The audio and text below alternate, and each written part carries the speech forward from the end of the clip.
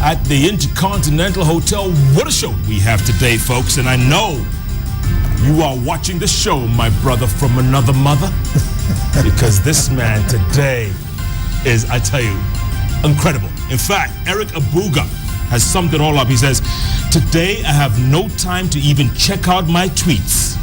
Myles Monroe is making 1,000% sense. I'm telling you, Twitter's inspiring me. Twitter's on fire. That's inspiring me. Thank you very much. I appreciate that. What you're saying is really resonating across the board, dog, across the board. And before the break, we'll talk about the 5 things, 5 questions. Yes, every human being on earth is motivated by 5 questions.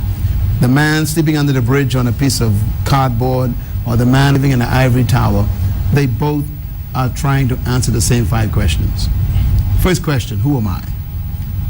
Second question, where am I from? Third question, why am I here?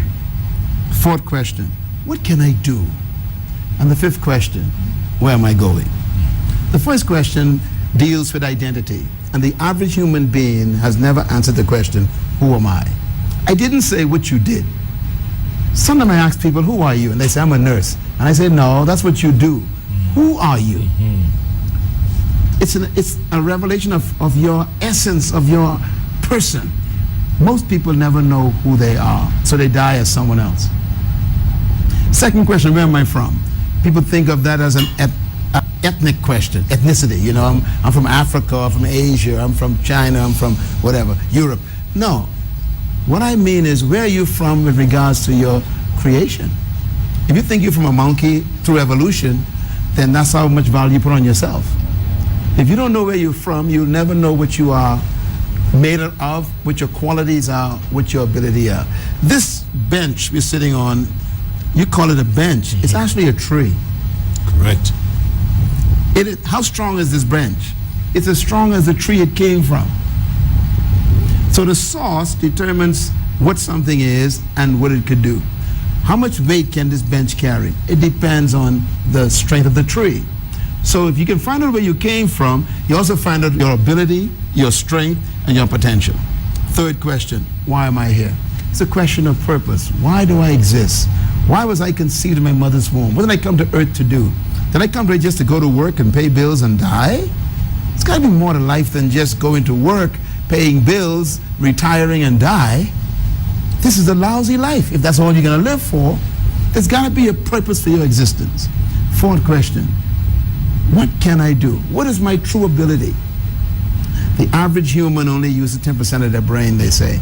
So to be a genius, all you got to use is 11%. So I decided that before I die, I want to use at least 25% of my brain. So I'm working hard at that. But no one knows your ability except the manufacturer. So never allow anyone to judge you based on their measurements or even their tests. Mr. Robinson, in his class, I was an F student, but I finally figured out I wasn't a bad student, he was a bad teacher. Sometimes the problem is the teacher, not the student. The teacher couldn't teach, so the student could not become. So I had to become my own teacher, and I exposed my own ability, my own potential. The last question, where am I going, is a question of destiny. Yeah. No one was just born just to die. You were born to fulfill an assignment. And your assignment is already trapped on the inside. And there's a story of a man who actually had a farm in Texas, and he heard about them discovering gold and oil out in California.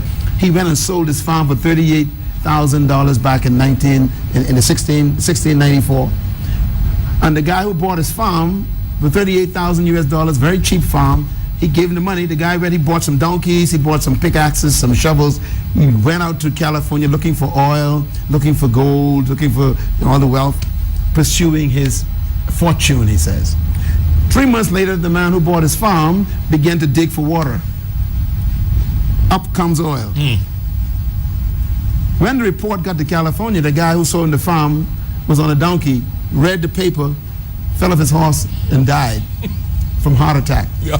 Because he realized that the farm he sold had the oil he was looking for. All along. My point is this: what you're looking for is right where you are all the time. You don't got to leave Kenya to become great. It's right in Kenya. That's right.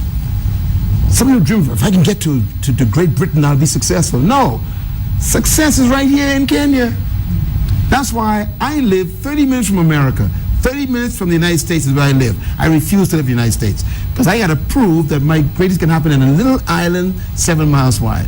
So today, I'm a multi-millionaire, built a global organization on an island 7 miles wide, and I still live there, not far from the place where I used to sleep with roaches. Oh. I have an aircraft parked at the airport in my country with my name written on the side of it. Personal jet. That happens on my island. I did it on my island. You don't need to leave your country to become great. The future's not ahead of you. It's on the inside of you. Right here. You need someone to help you discover your future and then build the right environment around you to become that. That's why the greatest leaders in the world are in Africa. We need someone to cultivate them, to fertilize them, to make them believe that they can do anything. You know, we talk about foreign investors. Why don't Africans invest in Africa? Why don't Africans invest in the African in Africa? Because we are a powerful people. We have the future on the inside of us. This is why no one can dictate who I will ever be anymore. There's no more Miss Robinsons in my life. No. It's too late. I know who I am now. This reminds me of Judith Dora Akolo's tweet. She says, thanks for bringing Dr. Myles Monroe and JKL. Quite uplifting show today. I hope those who love pulling others down are watching. We call it the PhD syndrome. Pull him or her down. Yeah. Well, you know, show me your friends and I'll show you your future. You got to be careful who you allow to speak into your life. I close my ear many times to people around me because I don't want to feed my soul negative thoughts. I choose who I listen to. I choose the books I read. You know, I've sold millions of books, and many times someone will write me and say, I read your book, I started a company, it's worth $10 million US today because of the book. And I just write him back and says, the book was fertilizer, that's all. You always had that company on the inside. I just fertilized it. I was a good friend. So if you want to be a success, don't keep company with failures. If you want to be great, don't hang around people who don't think great. If you want to improve, be with people who can force you to improve. Your environment determines your success. And so the future to your life is in those people who you collect around you call friends. I asked one of my friends when I was around 14 years old, I said, here's what I'm dreaming of becoming. And he said, that's impossible. I said, well, I'm making some changes today and you are one of them. And you canceled him. That friend was finished. A good friend of mine, Thabo Mbeki. Yes. He's also features in your International Third World Leaders Association, Change Through Leadership. Yes. He once described Africa as the continent of the 21st century. You still believe that? Absolutely. The future of the world is in Africa. Let me just describe something to you. I want you to remember this. People, when they hear the term third world, they feel almost insulted. I'm talking about third world people. Me, I embrace it as being a positive. Third world was a concept invented by a French economist when they were trying to decide the development of the world in a G7 meeting years ago. And his conclusion was there were 3 worlds on the earth. The first world is, of course, old Europe. The second world is the discoveries of the West. The third world are those who are just coming off colonialism and oppression. So there's only 3 worlds on the earth. 3 worlds on the earth. First world, Europe. Second world, the Americas. Third world, the developing countries. There are no more worlds. The first world has failed. The #1 source of democracy is Greece. Greece is a basket case. That's right. So the country that invented democracy failed. Then we have the second world, which is the Americas. The highest crime rate, corruption, murder, drug abuse, divorce. Is that our model? Who owes more money than the United States? China has bought more than 40% of their debt. That's right. Is that our model for Africa? The only world left on earth is the third world. Third to me means last. Last means we are now going to take over. We're going to be the ones to show them how to do it. And we don't want to use them as a model because their models failed. I want to challenge all of our African leaders to stop imitating failures. We have the genius mentally to develop our own solutions to our own problems. The smartest people in the world are intellectually in this great continent of Africa. So we should become the standard, not the followers. We should become the leaders, not those who imitate. Let them come here and learn how we solve poverty, how we solve unemployment, how we solve abuse, how we solve social decay. Let them see how we solve crime. We are smart enough to solve our own problems. And I believe the only world God has left on this earth to set a standard for what is perfect and right is the third world countries. I am proud to be the last world. And I hope that together, we as a people all over Kenya, all over Burundi and Gabon and Swaziland, Zambia, Malawi, Botswana, wherever you are, I hope that you can get that spirit that we don't need to imitate failures. We are supposed to present solutions. We are the people who got what it takes. Our brain is untapped. As a matter of fact, like I always say, Jeff, I discovered the wealthiest spot on earth. First, I thought it was the gold mines of Ghana. I thought it was the diamond mines of South Africa. I thought the wealthiest spot on earth was the silver mines of Peru. I thought the wealthiest spot on earth was the oil fields of Iran, Iraq, Kuwait, Saudi Arabia. But I discovered that the wealthiest spot on earth is not too far from your house, right here in Kenya. Matter of fact, we pass it every day. The wealthiest spot on earth is actually the cemetery. Why is it so wealthy? Because buried in the cemetery are books that were never written. The graveyard is filled with music we've never heard. The cemetery is filled with paintings no one has ever seen. The graveyard is filled with poetry never read. The cemetery is filled with businesses that never opened. The graveyard is filled with awesome companies that never got started. The cemetery is filled with inventions we've never used. The graveyard is filled with great, powerful women who died as prostitutes. The cemetery is filled with awesome men who died as alcoholics and drug addicts. It's a rich place. And that's why I really came to Kenya. I came to Kenya because of the cemetery, because I knew that sitting in your house right there where you are, and sitting in this studio, are people who are the next candidate to add to the wealth of the cemetery. You wrote one book. There's 10 left. If you died now, the cemetery robbed us. I came to Kenya because I want you to rob the cemetery. I want you to die empty. I want you to die with nothing else left to do.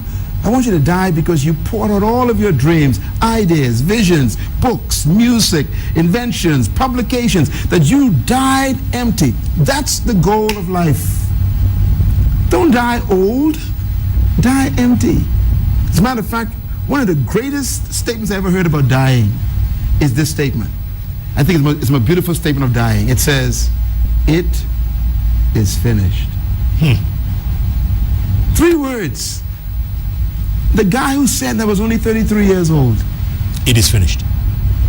He didn't say I was finished, because we don't die, we are eternal spirits. He says it is finished. I poured out what I came to earth to pour out. Was that the guy on the cross? That's the guy on the cross. All right. You see, Therefore, I remember these things. My goal in life is to help everybody die empty. That's why I come to meet you, Jeff. You wrote a book. I love your book. But I'm thinking, what about the next one that's not released yet? No, there's no sequel. Or the other 5. Doc, there's no sequel. Or the other 10. I have no energy. I'm sure it's there.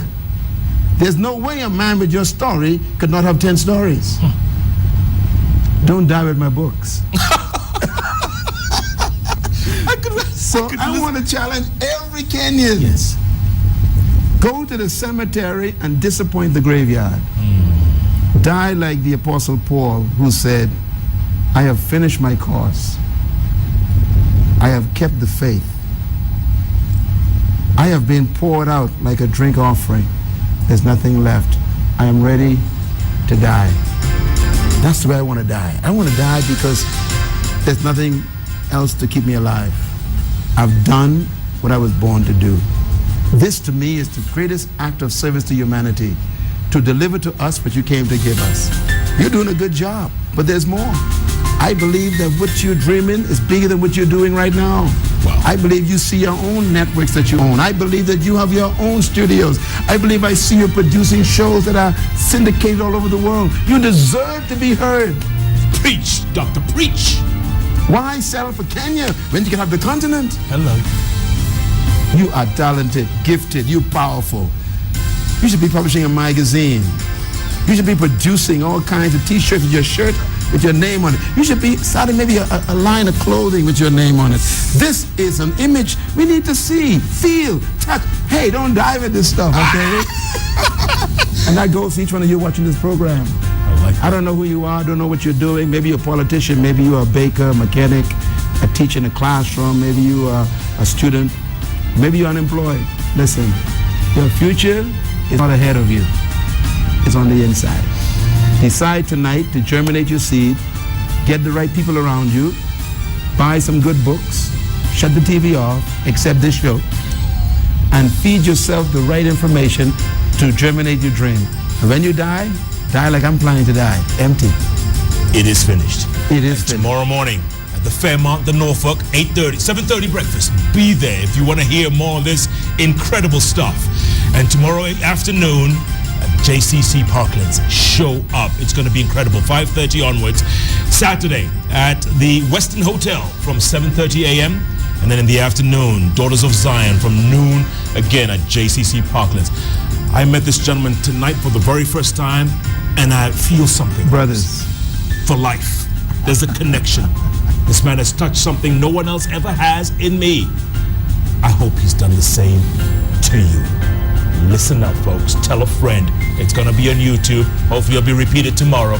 Tell a friend. Dr. Myles Monroe is a man, is a force, is a name to remember. Wow. Keep tweeting at Myles Monroe, at Krenanga Jeff. The hashtag is JKL. Next week, new week, new show, new topic, new guests. Same place, same time, 10 p.m.